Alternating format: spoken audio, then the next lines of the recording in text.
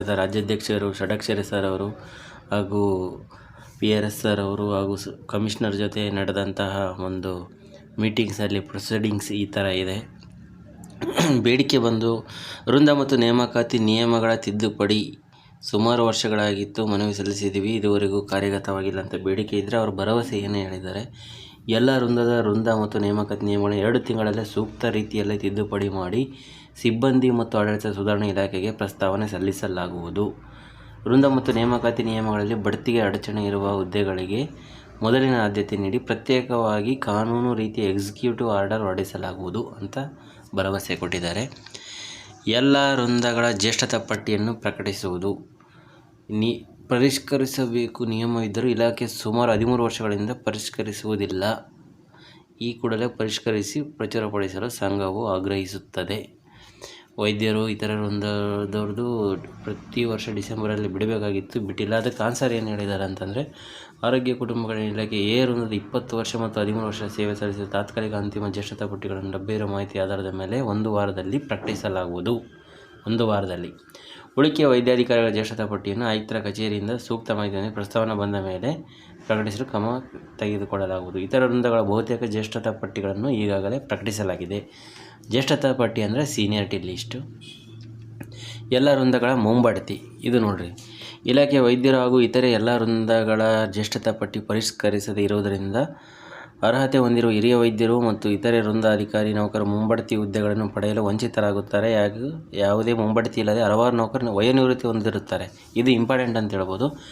ಇದು ಪ್ರಮೋಷನ್ ಇರಲಾರ್ದೆ ಭಾಳ ಜನ ವಯೋನಿವೃತ್ತಿ ಆಗಿರ್ತಾರೆ, ಅವರಿಗೆ ಆಸಕ್ತಿನೇ ಇರಲಾರ್ದಂಗೆ ಮಾಡ್ತಾರೆ. ಸ್ವಲ್ಪ ಏನಾದರೂ ಮುಂಬಡ್ತಿ ಕೊಟ್ಟರೆ ಕಾರ್ಯ ಚೇಂಜ್ ಆಗುತ್ತೆ, ಅವರು ಸ್ವಲ್ಪ ಹುಮ್ಮಸ್ಸಿಂದ ಕೆಲಸ ಮಾಡ್ತಾರೆ. ಇದಕ್ಕೆ ಆನ್ಸರ್ ಏನು ಹೇಳಿದ್ದಾರೆ ಅಂದರೆ, ಎ ವೃಂದದ ವೈದ್ಯರುಗಳಿಗೆ ನಿಯಮ 32ರಲ್ಲಿ ಜಂಟಿ ನಿರ್ದೇಶಕರ ಮತ್ತು ಅಪರ ನಿರ್ದೇಶಕ ಹುದ್ದೆಗಳಿಗೆ ಪದೋನ್ನತಿ ನೀಡಲಾಗಿದ್ದು, ಮೊನ್ನೆ ಕೊಟ್ಟಿದ್ರಲ್ಲದೆ ಅಂತಿಮ ಜ್ಯೇಷ್ಠತಾ ಪಟ್ಟಿ ಪ್ರಕಟವಾದ ನಂತರ KCS ನಿಯಮ 42ರಲ್ಲಿ ಬಡ್ತಿ ನೀಡಲಾಗುವುದು.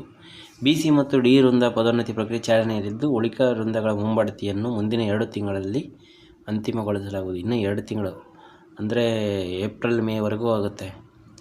ಸೇವಾನಿರತ ನೌಕರರ ಉನ್ನತ ವ್ಯಾಸಂಗ ಆರೋಗ್ಯ ಇಲಾಖೆಯಲ್ಲಿ ಸೇವಾನಿರತ ಕೋಟಾದಡಿ ಇಂದಿನಿಂದಲೂ ಉನ್ನತ ವ್ಯಾಸಂಗ, ಸ್ನಾತಕೋತ್ತರ ವ್ಯಾಸಂಗ ವೈದ್ಯಕೀಯ ಮಹಾವಿದ್ಯಾಲಯಗಳಲ್ಲಿ ವೇತನ ಶುಲ್ಕ ಹಾಗೂ ಭತ್ಯೆಗಳನ್ನು ನಿಯೋಜನೆ ಮಾಡುವ ನಿಯಮವಿದೆ. ಆದರೆ ಈ ಸಾಲಿನಿಂದ ವೈದ್ಯಕೀಯ ಮಹಾವಿದ್ಯಾಲಯಗಳ ನಿಯೋಜನೆಗೊಂಡ ವೈದ್ಯರುಗಳಿಗೆ ವೇತನ ಶುಲ್ಕ ಹಾಗೂ ಭತ್ಯೆಗಳನ್ನು ನೀಡಿರುವುದಿಲ್ಲ ಹಾಗೂ ಇತರೆ ವೃಂದಗಳ ಸಿಬ್ಬಂದಿಗಳ ಉನ್ನತ ವ್ಯಾಸಂಗ ನಿಯೋಜನೆಯನ್ನು ಸಂಪೂರ್ಣವಾಗಿ ನಿಲ್ಲಿಸಿದಿರಿ. ಹೌದು, ಆದರೆ ಸರ್ಕಾರದ ಇತರೆ ಆರೋಗ್ಯ ಸಂಸ್ಥೆಗಳಾದ ವೈದ್ಯಕೀಯ ಶಿಕ್ಷಣ, ESI, ಸಾಹಿತ್ಯ ಸಂಸ್ಥೆಗಳಲ್ಲಿನ ವೈದ್ಯರುಗಳಿಗೆ ಈ ಅವಕಾಶ ಇದೆ. ಆರೋಗ್ಯ ಇಲಾಖೆಯ ವೈದ್ಯರು ಹಾಗೂ ಇಲಾಖೆ ಇತರ ವೃಂದ ನಮ್ಮ ಸಿಬ್ಬಂದಿಗಳಿಗೆ ಮಾತ್ರ ಈ ಮೂಲಭೂತ ಹಕ್ಕನ್ನು ಕಸಿದುಕೊಂಡಂತಾಗಿದೆ.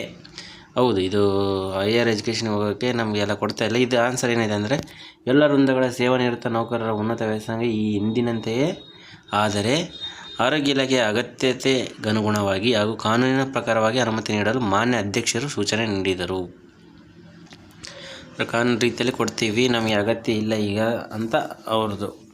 ವರ್ಗಾವಣೆ ಕಾಯ್ದೆಗೆ ಮಾರ್ಪಾಡು. ವರ್ಗಾವಣೆ ಕಾಯ್ದೆಗೆ ಮಾರ್ಪಾಡುಗಳನ್ನು ಮಾಡುವಂತೆ ಹಲವು ಬಾರಿ ವೈದ್ಯಾಧಿಕಾರಿಗಳ ಸಂಘ ಮತ್ತು ವಿವಿಧ ವೃಂದದ ಕೇಂದ್ರ ಸಂಘವು ಮನವಿ ಸಲ್ಲಿಸಿದ್ದರೂ ಇದನ್ನು ಪರಿಗಣಿಸದೆ ಸರ್ಕಾರ ವರ್ಗಾವಣೆ ಪ್ರಕ್ರಿಯೆಯನ್ನು ಪ್ರತಿ ವರ್ಷ ಪೂರ್ತಿ ಮಾಡುತ್ತಿದೆ. 1 ವರ್ಷ ಎಲ್ಲ ವರ್ಗಾವಣೆ ಆಗ್ತಾ ಇದ್ದಾವೆ ಅಂತ, ಹಾಗೂ ಕೆಲವು ಮಾರ್ಪಾಡುಗಳಿದೆ. ಮುಂದಿನ ವರ್ಗಾವಣೆ ಪ್ರಕ್ರಿಯೆ ಕಳೆದ ವರ್ಷ ಅನುಭವಿಸಿದ ಕೆಲವು ಅಡಚಣೆಗಳನ್ನು ಕಾನೂನು ರೀತಿಯಲ್ಲಿ ನಿವಾರಿಸಲು ಪದಾಧಿಕಾರಿಗಳ ಸಲಹೆ ಪಡೆದು ಅಗತ್ಯವಿರುವ ಸೂಕ್ತ ಮಾರ್ಪಾಡುಗಳನ್ನು ಮಾಡಲಾಗುವುದು. ಗ್ರೂಪ್ C ಹಾಗೂ D ವೃಂದಗಳ ನೌಕರ ವರ್ಗಾವಣೆಯನ್ನು ಸಾಧ್ಯವಾದಷ್ಟು ಆಯಾ ಜಿಲ್ಲೆಗಳಲ್ಲಿಯೇ, ಸಮೀಪದ ಜಿಲ್ಲೆಗಳಲ್ಲಿಯೇ ಮಾಡಲು ಮಾನ್ಯ ಅಧ್ಯಕ್ಷರು ಸಲಹೆ ನೀಡಿದರು. ಅಂದರೆ ಅವರವ್ರ ಜಿಲ್ಲೆನಾಗೆ ಬೇರೆ ಜಿಲ್ಲೆಗೆ ಹೋಗೋ ಅವಶ್ಯಕತೆ ಇರಲಾರ್ದಂಗೆ, ಹಾಗೂ ಸ್ವಲ್ಪ ಕೋರಿಕೆ ವರ್ಗಾವಣೆಗೂ ಅವಕಾಶ ಮಾಡಿಕೊಟ್ಟಿದ್ರೆ, ಅದೊಂದು ಪಾಯಿಂಟ್ ಆ್ಯಡ್ ಮಾಡಿದರೆ ಎಲ್ಲರಿಗೂ ಅನುಕೂಲವಾಗೋದು. ಅವ್ರ ಸೀನಿಯಾರಿಟಿ ಲಿಸ್ಟ್ ಇಲ್ಲ, ಅವ್ರ ಟೋಕನ್ ನಂಬರ್ ಬರೋವರೆಗೂ ಹೊಸಬ್ರು ಕಾಯ್ತಾನೆ ಕೊಡಬೇಕಾಗುತ್ತದೆ. ಜಿಲ್ಲಾ ಆಸ್ಪತ್ರೆ ಸ್ವಾಯತ್ತ ಸಂಸ್ಥೆಗಳ ಹುದ್ದೆಗಳು. ವೈದ್ಯಕೀಯ ಮಹಾವಿದ್ಯಾಲಯಗಳಲ್ಲಿ ಹೊಂದಿಕೊಂಡಿರುವ ಜಿಲ್ಲಾ ಆಸ್ಪತ್ರೆಗಳಲ್ಲಿ ಆರೋಗ್ಯ ಮತ್ತು ಕುಟುಂಬ ಕಲ್ಯಾಣ ಇಲಾಖೆಯ NKDR ಹುದ್ದೆಗಳಿದ್ದು, ಆ ಹುದ್ದೆಗಳಿಗೆ ಆರೋಗ್ಯ ಇಲಾಖೆಯಿಂದ ವರ್ಗಾವಣೆ ಮಾಡದೆ ಹಾಲಿ ಕಾರ್ಯನಿರ್ವಹಿಸುತ್ತಿರುವ ವೈದ್ಯರು ಸಿಬ್ಬಂದಿಗಳನ್ನು ಜಿಲ್ಲಾ ಆಸ್ಪತ್ರೆಗಳಿಂದ ವಾಪಸ್ ಪಡೆಯುತ್ತಿದ್ದಾರೆ. ಇದರಿಂದ ನುರಿತ ಹಿರಿಯ ವೈದ್ಯರು ಸಿಬ್ಬಂದಿಗಳು ಗ್ರಾಮೀಣ ತಾಲೂಕು ಮಟ್ಟಕ್ಕೆ ಮಾತ್ರ ಸೀಮಿತಗೊಂಡು ಜಿಲ್ಲಾ ಮಟ್ಟದಲ್ಲಿ ಸೇವೆ ಸಲ್ಲಿಸುವ ಅವಕಾಶದಿಂದ ವಂಚಿತರಾಗುತ್ತಿದ್ದಾರೆ. ಇದಕ್ಕೇನು ಆನ್ಸರ್ ಇದೆ? ಸ್ವಾಯತ್ತ ಸಂಸ್ಥೆಗಳಲ್ಲಿ ಇವಾಗಲೂ ಆರೋಗ್ಯ ಇಲಾಖೆಯ ಹುದ್ದೆಗಳಿಗೆ ವರ್ಗಾವಣೆ ಹಾಗೂ ಪದೋನ್ನತಿ ಸಮಯದಲ್ಲಿ ಕೌನ್ಸಿಲಿಂಗ್ ಮೂಲಕ ನೇಮಿಸಲು ಕ್ರಮ ತೆಗೆದುಕೊಳ್ಳಲಾಗುತ್ತಿದ್ದು ಎಂದು ಆಯುಕ್ತರು ತಿಳಿಸಿದರು. ಅದನ್ನೇ ಮುಂದುವರಿಸಲಾಗುವುದೆಂದು ಭರವಸೆಯನ್ನು ಸನ್ಮಾನ್ಯ ಆರೋಗ್ಯ ಸಚಿವರು ನೀಡಿದರು. ಮಾನ್ಯ ನ್ಯಾಯಾಲಯಗಳಲ್ಲಿ ಬಾಕಿ ಇರುವ ಪ್ರಕರಣಗಳ ಅಂತಿಮ ತೀರ್ಪಿಗೊಳಪಟ್ಟು ಸೂಕ್ತ ಕ್ರಮ ಕೈಗೊಳ್ಳುವುದಾಗಿ ಆಯುಕ್ತರು ಆರೋಗ್ಯ ಇಲಾಖೆಯವರು ತಿಳಿಸಿದರು. ಇನ್ನೊಂದು ಔಷಧಿ ಸಮಸ್ಯೆ ಇರತಕ್ಕಂಥದ್ದು. ಆಸ್ಪತ್ರೆಗಳಿಗೆ ಕಾಲಕಾಲಕ್ಕೆ ಸಮರ್ಪಕವಾದ ಔಷಧಿಗಳನ್ನು ಸರಬರಾಜು ಮಾಡುವುದು ಸರ್ಕಾರದ ಜವಾಬ್ದಾರಿಯಾಗಿದ್ದು, ಈ ಹಿನ್ನೆಲೆಯಲ್ಲಿ ಸರ್ಕಾರವು ಕರ್ನಾಟಕ ರಾಜ್ಯ ವೈದ್ಯಕೀಯ ಸರಬರಾಜು ನಿಗಮ ನಿಯಮಿತ ಸಂಸ್ಥೆಯನ್ನು ಸ್ಥಾಪಿಸಿರುತ್ತದೆ. ಈ ನಿಗಮದ ಪ್ರಮುಖ ಕರ್ತವ್ಯ ನಿಯಮಿತವಾಗಿ ಅಗತ್ಯಕ್ಕನುಗುಣವಾಗಿ ಔಷಧಿ ಮತ್ತು ವೈದ್ಯಕೀಯ ಸಲಕರಣೆಗಳನ್ನು ಸರಬರಾಜು ಮಾಡುವುದಾಗಿರುತ್ತದೆ. ಇತ್ತೀಚಿನ ದಿನಗಳಲ್ಲಿ ಔಷಧಿ ಸರಬರಾಜು ಮಾಡುವುದರಲ್ಲಿ ಸಂಸ್ಥೆ ಸಂಪೂರ್ಣ ವಿಫಲವಾಗಿರುವ ಕಾರಣ ರೋಗಿಗಳು ಸರಿಯಾದ ಸಮಯದಲ್ಲಿ ಔಷಧೋಪಚಾರ ದೊರೆಯದೆ ಪರದಾಡುವಂತಾಗಿದೆ. ಇದರ ಬಗ್ಗೆ ಸಾಕಷ್ಟು ಬಾರಿ ಸಂಘವು ಮನವಿ ಮಾಡಿದರೂ ಇದುವರೆಗೂ ಸರಿಪಡಿಸಿರುವುದಿಲ್ಲ. ಇದರಿಂದ ವೈದ್ಯರು ಹಾಗೂ ಸಿಬ್ಬಂದಿಗಳ ಮೇಲೆ ಒತ್ತಡ ಹೆಚ್ಚಾಗುತ್ತಿದ್ದು, ರೋಗಿಗಳ ಜೊತೆ ಸಂಘರ್ಷಕ್ಕೆ ಎಡೆಮಾಡಿಕೊಟ್ಟಿದೆ. ರೋಗಿಗಳಿಗೆ ಸಮರ್ಪಕ ಔಷಧೋಪಚಾರಗಳನ್ನು ಮಾಡುವುದು ಕಷ್ಟಕರವಾಗಿರುತ್ತದೆ. ಸರ್ಕಾರವು ಲಭ್ಯವಿರುವ ಅನುದಾನದಲ್ಲಿ ಖರೀದಿಸಲು ABRK ತಿಳಿಸಿರುತ್ತಾರೆ. ಆದರೆ ABRK ಅನುದಾನ ತಾತ್ಕಾಲಿಕವಾಗಿ ತುರ್ತು ಸಂದರ್ಭದಲ್ಲಿ ಬಳಸಲು ಅವಕಾಶವಿದೆ ಹೊರತು ನಿರಂತರವಾಗಿ ಬಳಸಲು ಸಾಧ್ಯವಿಲ್ಲ. ಹಾಗೂ ABRK ಅನುದಾನವನ್ನು ಔಷಧಿ ಹೊರತು ಆಸ್ಪತ್ರೆ ಇತರೆ ಅಭಿವೃದ್ಧಿ ಹಾಗೂ ನಿರ್ವಹಣೆ ಕಾರ್ಯಗಳಿಗೂ ಬಳಸಬೇಕಾಗಿರುವುದರಿಂದ ಅನುದಾನದ ಕೊರತೆ ಉಂಟಾಗುತ್ತದೆ ಹಾಗೂ ಇತರ ಅಭಿವೃದ್ಧಿ ಕಾರ್ಯ ಕುಂಠಿತವಾಗುತ್ತದೆ. ಇದರಿಂದ ಹಲವಾರು ಆಸ್ಪತ್ರೆಗಳಲ್ಲಿ ಕೋಟ್ಯಾಂತರ ರೂಪಾಯಿ ಪಾವತಿ ಬಾಕಿ ಇರುತ್ತದೆ. ಇದೀಗ ಆನ್ಸರ್ ಏನಿದೆ ಔಷಧದ ಅಂತಂದರೆ ಸ್ವಲ್ಪ ಇದೆ.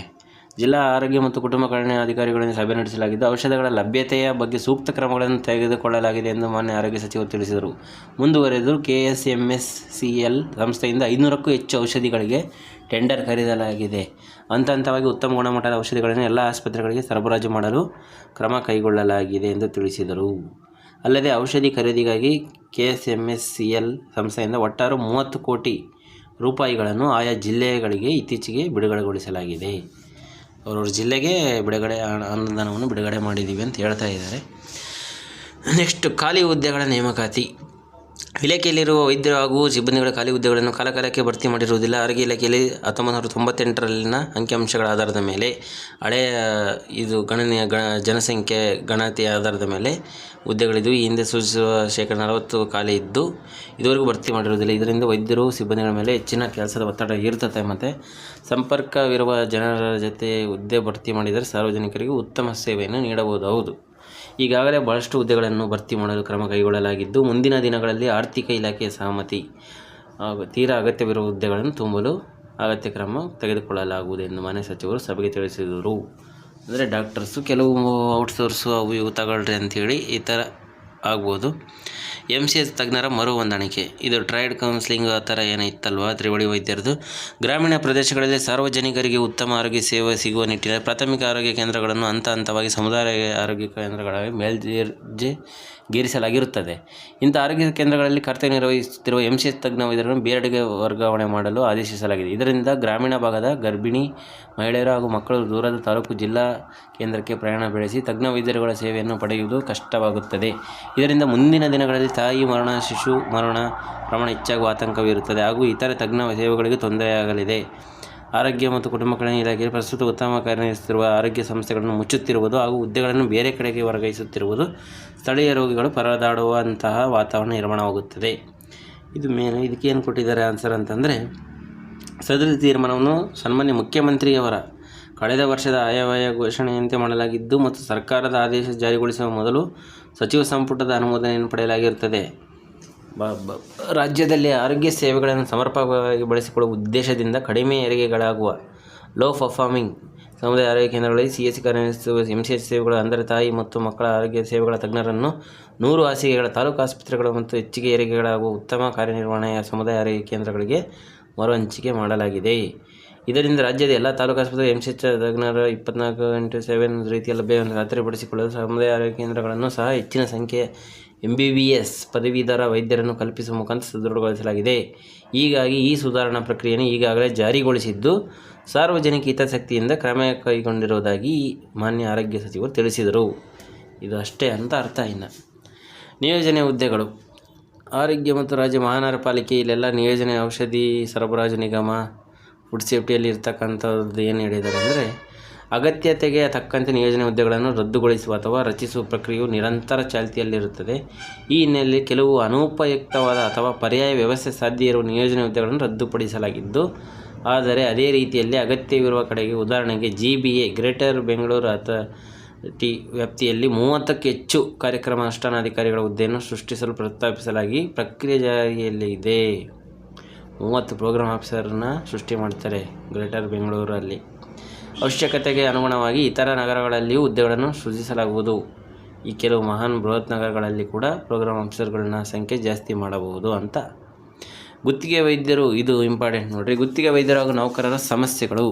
ಮಂಜೂರಾದ ಹುದ್ದೆಗಳಿಗೆ ಗುತ್ತಿಗೆ ವೈದ್ಯರು ನೌಕರರ ನೇಮಕಾತಿ ಮಾಡಿಕೊಂಡು 3 ವರ್ಷ ಪೂರೈಸಿದ ಗುತ್ತಿಗೆ ವೈದ್ಯರು ನೌಕರರನ್ನು ಕಾಯಂಗೊಳಿಸಲಾಗುತ್ತಿತ್ತು.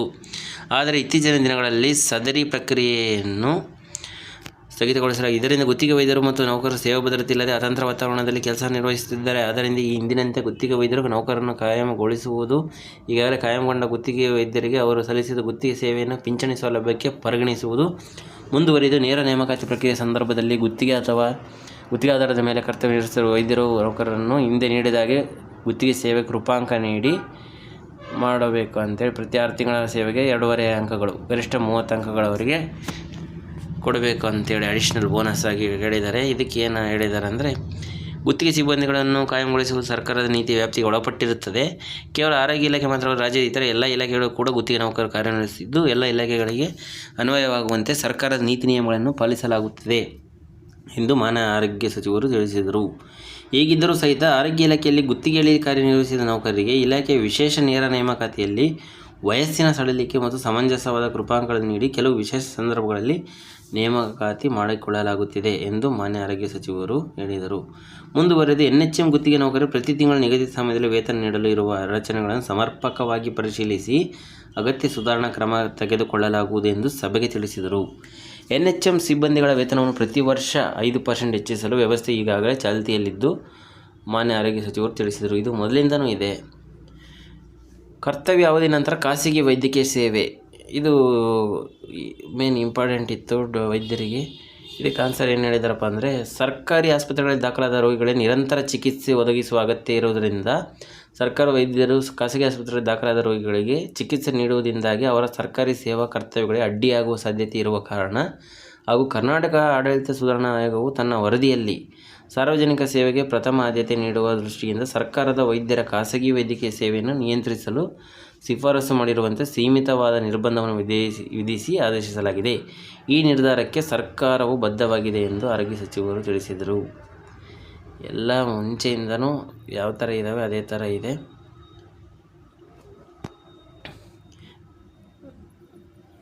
ಮತ್ತು ನೆಕ್ಸ್ಟ್ ಲಾಸ್ಟ್ ಪಾಯಿಂಟ್ ಯಾವುದಪ್ಪ ಅಂತಂದರೆ, ತಡೆಯಬಹುದಾದಂತಹ ತಾಯಿ ಮರಣ ಪ್ರಕರಣಗಳನ್ನು ಶೂನ್ಯಕ್ಕೆ ಇಳಿಸಲು ಹಲವು ಇಲಾಖೆಗಳ ಮುಖ್ಯಸ್ಥರನ್ನು ಒಳಗೊಂಡು ರಚಿಸಿರುವ ಸಮಿತಿಯಲ್ಲಿ ಕೇವಲ IAS ಅಧಿಕಾರಿಗಳಿಗೆ ವೈದ್ಯಕೀಯ ತಾಂತ್ರಿಕ ಅರ್ಹತೆ ಹೊಂದಿರುವವರನ್ನು ಕಡೆಗಣಿಸಲಾಗಿದೆ.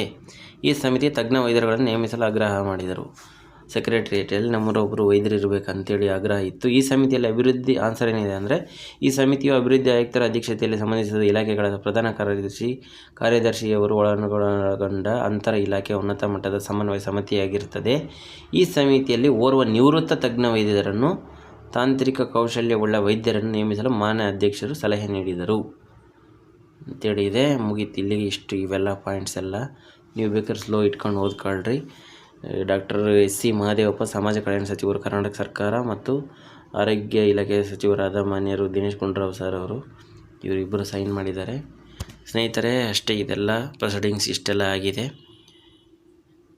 ಇದನ್ನು ನಿಮ್ಮೆಲ್ಲ ಆರೋಗ್ಯ ಇಲಾಖೆ ನೌಕರರಿಗೆ, ಕಾಯಂ ನೌಕರರಿಗೆ, ಗುತ್ತಿಗೆ ನೌಕರರಿಗೆ ಶೇರ್ ಮಾಡಿ. ಇದನ್ನು ನಮ್ಮ ಚಾನಲ್ನ ಸಬ್ಸ್ಕ್ರೈಬ್ ಮಾಡಿ, ಲೈಕ್ ಮಾಡಿ, ಕಾಮೆಂಟ್ ಮಾಡಿ.